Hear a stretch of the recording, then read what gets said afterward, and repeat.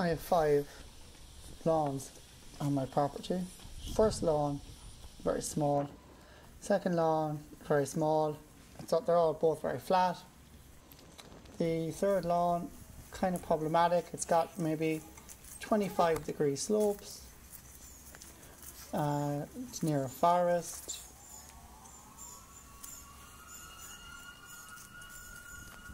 Fourth lawn, again, it's mostly flat. It's got some slopes here and there. The fifth lawn is down steps by the pool,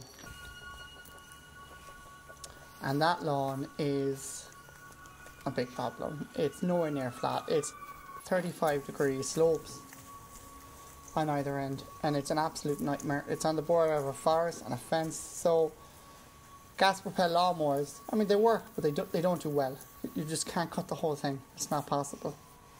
You certainly can't get it up and down the stairs that we saw earlier, and it's also near the pool. So I want to make a mower that will drive on all the lawns between them, but also the mower that can go up and down the steps, and also it'll do the 35-degree slope on the lawn as well. And it also has to be portable. So this is going to be quite a challenge. So what I did as a prototype, I bought a cheap $60 remote control car. It's the Ghost remote control car. It's 4-wheel drive, forward, back, suspension, the whole lot. It's basically not a hobby remote control car, it's basically a toy. And I wanted to see how easy it would be to modify and what I could do. So I created a custom PCB where I can attach 4 battery packs in parallel, and it's just going to be a test to see how many minutes I can get out of the remote control car.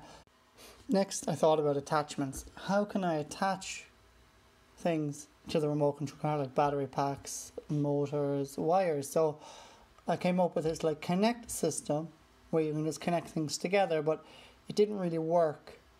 It didn't have the strength. I 3D printed a base plate. It's basically a flat piece of plastic, and I screw it onto the base of the remote control car, and then on top of that base plate I can attach other things. So for instance, I 3D printed a new case for the batteries, well, for one set of batteries, and that worked fine. And then I connected the 4 batteries in parallel, placed them on the top, and this is kind of how they would look without the wiring, just to see would they fit, and they do fit. They look quite well. A 10-volt DC motor with a small strimmer line attached. It's attached to the body using a piece of metal. I tried 3D printed plastic, but it just wasn't strong enough, so metal was the way to go. You can see there's a 3D printed case with all the batteries. On top there's a breadboard with all the wiring needed to do the parallel of the batteries, capacitors, everything needed. So now I was ready to give it a test. We have this video. So it drives quite well. It's a bit fast. That's the gearing. I mean, that can be changed at any stage, but the idea is that it does handle the grass quite well. It is actually cutting the grass as well, but it's hard to see. So I think that was a success. So I think the next part, upscale, is what I want to do. So I want to move from a toy remote control car to a real hobby remote control car. So I went and I got an Arma Granite Mega 4x4. It's a beast, absolutely massive.